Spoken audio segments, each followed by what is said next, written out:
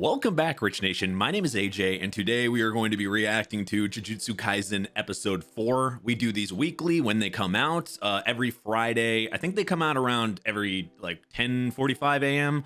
So you guys can kind of expect these around 1 p.m. Pacific Standard Time. So whatever time that is for you, that's when I try to get it out. But holy crap, this show has really started off good. I know it's a shonen. It reminds me of some good starts. Like I do get vibes from other shows, but it's a very good mix and it has me intrigued. I like that they have put these characters up front right in the beginning. We have like a main 3 or 4 characters already, right, and we get the gist of their personality right off the bat. We have a really cool main character that's like, I think he's kind of different than some main characters we've seen, and just how easily he was able to adapt to bad situations happening to him.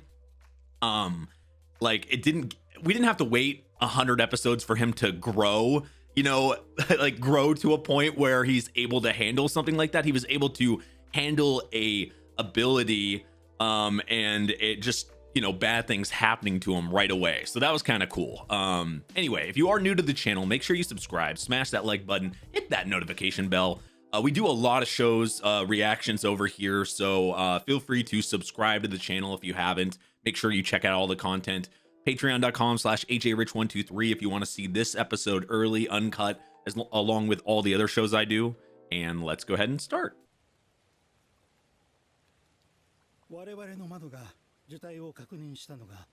So shit's going down right in the beginning here. What they were. Oh, okay, so that's what they call what they're doing.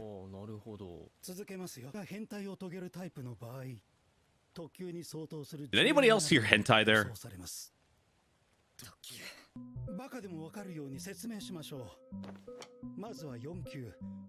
We're learning here too.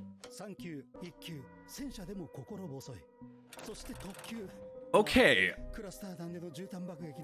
So a lot of these you can handle with normal, these grades you could handle with like, a bat, a gun, though once you get past grade 1, a tank may be insufficient.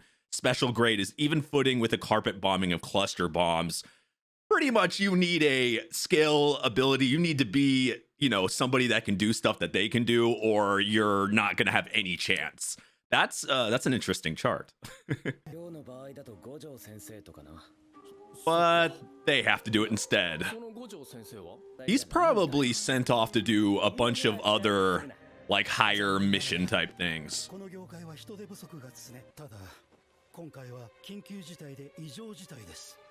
But thrown into something like this right in the beginning, that's tough.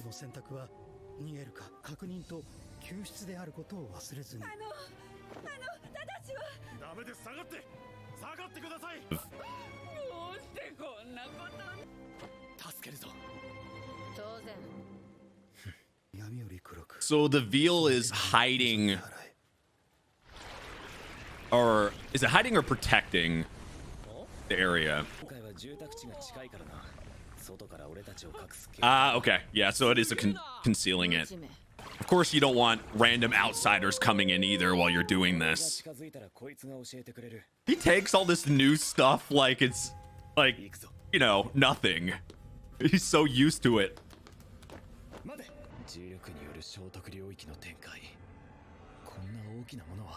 Good mix. They have a nice mix of personalities. They blend well. Holy hell, no. Okay, so we're just gonna show half bodies here. Yeah, he might look like one of those dummies you punch in the face now. They do have to focus on what they're there, there for. We're seeing differences in personalities and the way they look at things. Okay.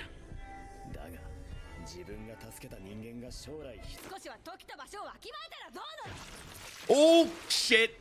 Oh, what the fuck?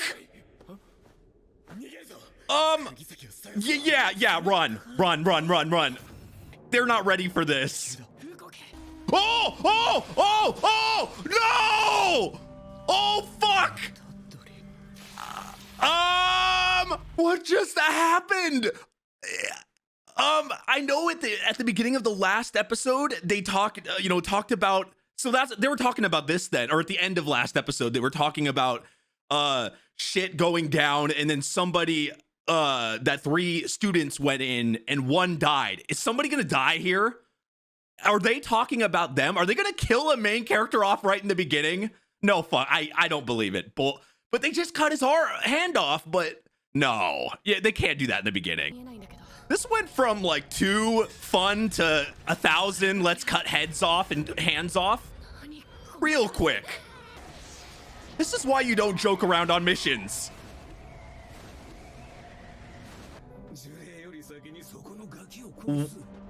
So we can't rely on that.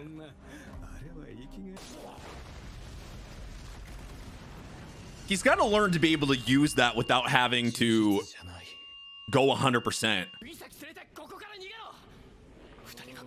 Oh, if they leave, he could go all out on him without them getting hurt. This Itadori is a fucking good main character. He's thinking that fast. That is smart though. Now he can go all out.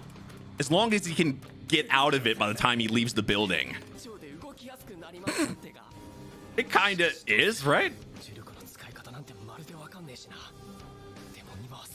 This feels like putting a final boss in the one, like one of their first fights. That's what this feels like.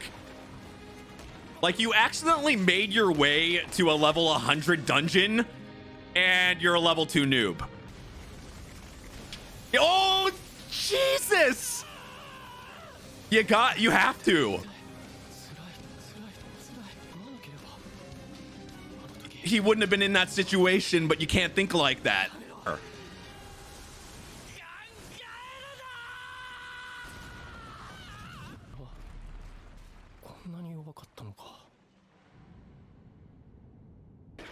This is some fucking trippy nightmare. Where the mushrooms eat you? He made it in time. Can you complain when you're getting saved by it though?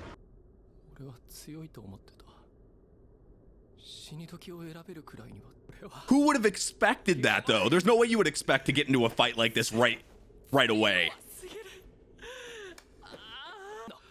When you're doing things like this though, a lot of them don't get proper deaths, you would think. How do you counter negative emotions? Positive emotions. Counter hate, fear, and regret. Happiness to the face, bitch.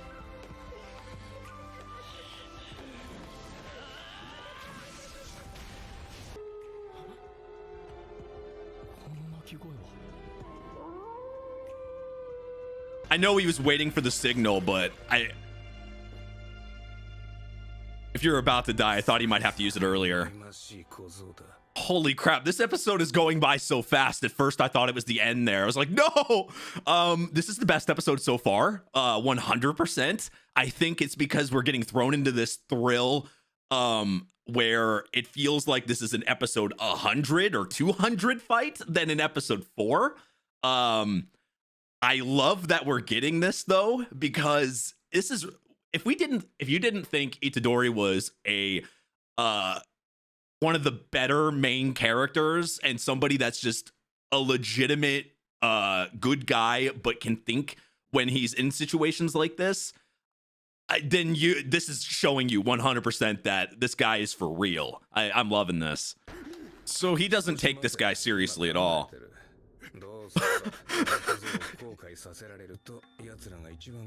Wow, that guy's not even the priority. Let's team up. Fuck it.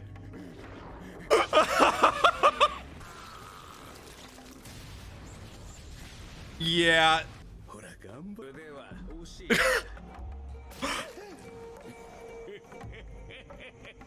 It's like an emergency backup plan is him. The power level difference is ridiculous. Where's the power scaling here?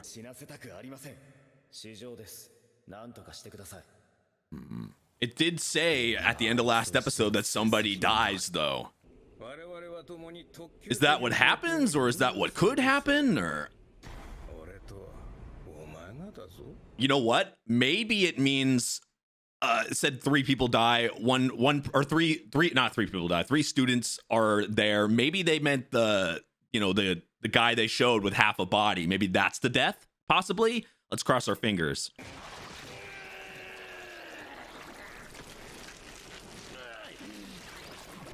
If you don't succeed, try again until you're obliterated.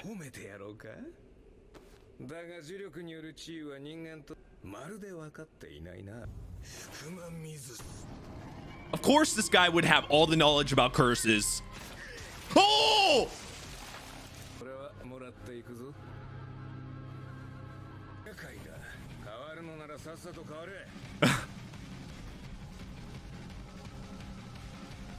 At least he's not going after them. Oh no. He's not. Can he not switch back?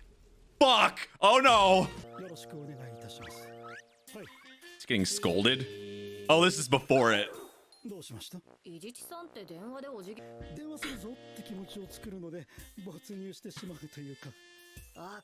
I wonder if real people do that. Everyone has their little habits. I do that. That's me.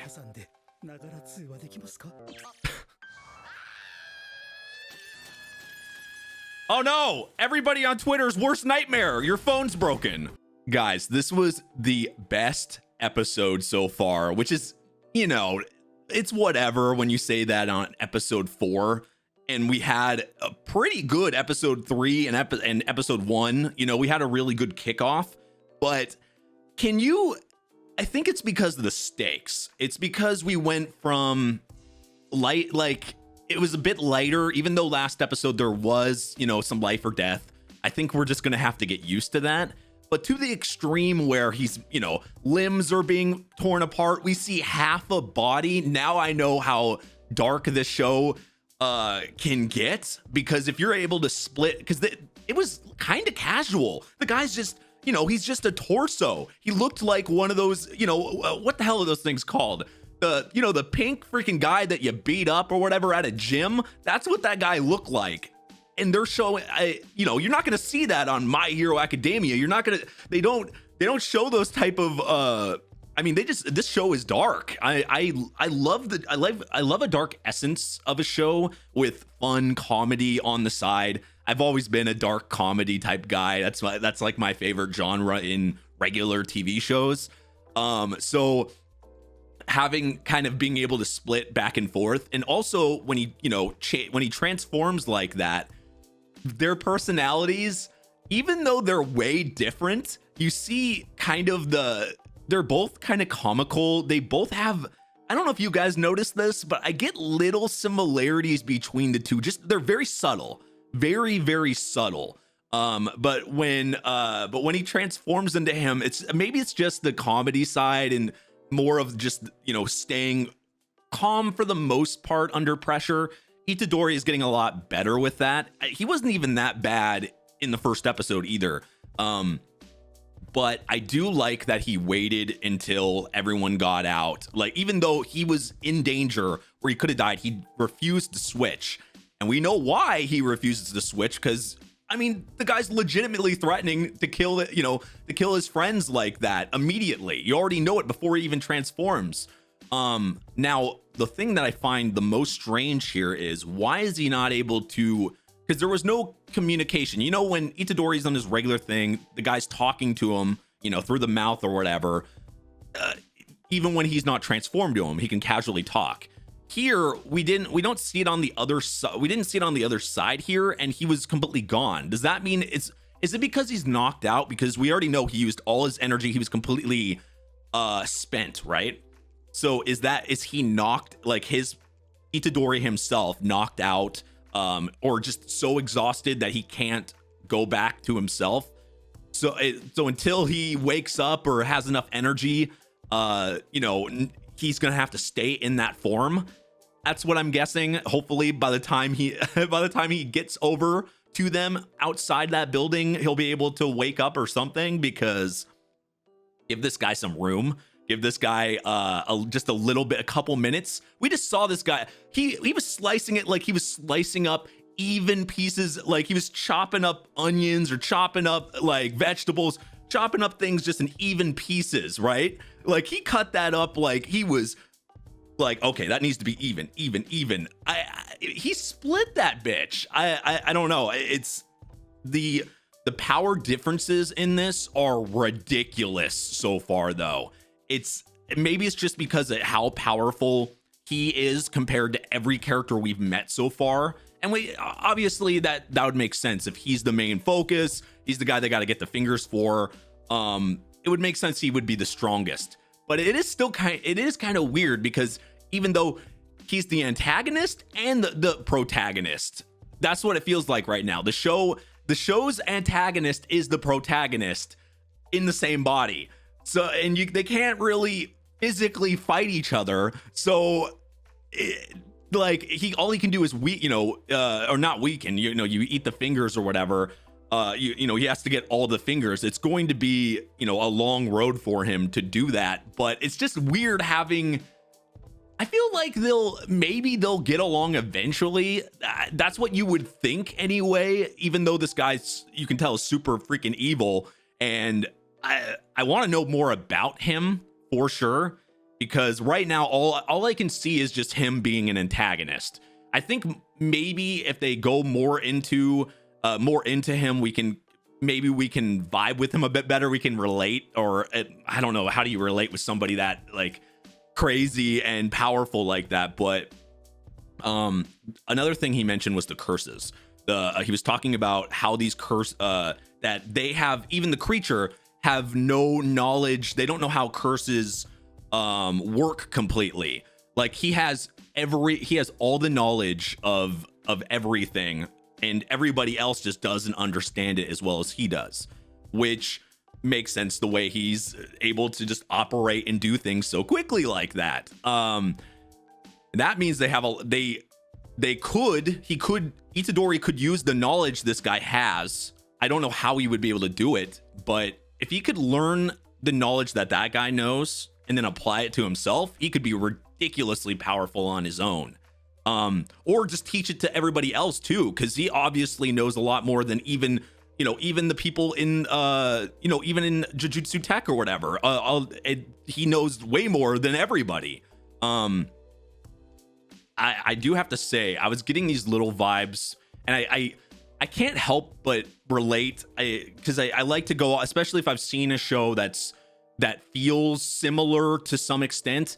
So you think of like, I'll probably do a lot of callbacks to Naruto, but like the first mission they go on when they're going Zabuza or whatever. It's kind of what this felt like, but without. I thought maybe we thought the guy would be there with them, the teacher, but he's not, and unfortunately that's why I mean shit just went as crazy, or just felt very similar in that vein, where it's like your first real mission, your first real like action like this, and you're absolutely overwhelmed. That's the way this felt, except this was more extreme.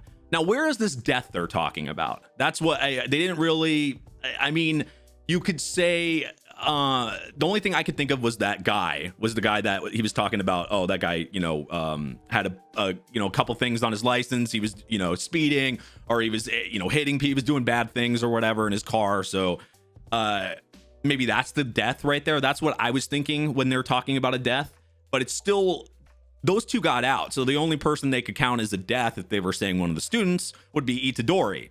And that wouldn't make any sense with him there. So hopefully, I'm sure we'll learn about that in future episodes. But anyway, there was really a lot to talk about. Thank you for watching these to the end. If there's things to break down or whatever, I'll always do this on the reviews, so feel free to stay on here. I will try to talk it as in depth. I try to talk during the episodes, or pause when I need to. But there's a lot of stuff I have to talk about at the end, especially we get something that happens at the end a lot in these, it seems like. So there's a lot to talk about a lot of the time. But anyway, if you guys are new to the channel, make sure you subscribe, smash that like button, hit that notification bell. You can also check out my Patreon at patreon.com/ajrich123. If you want to see uncut reactions, early releases, definitely check that out. It helps me out. I do a bunch of other shows.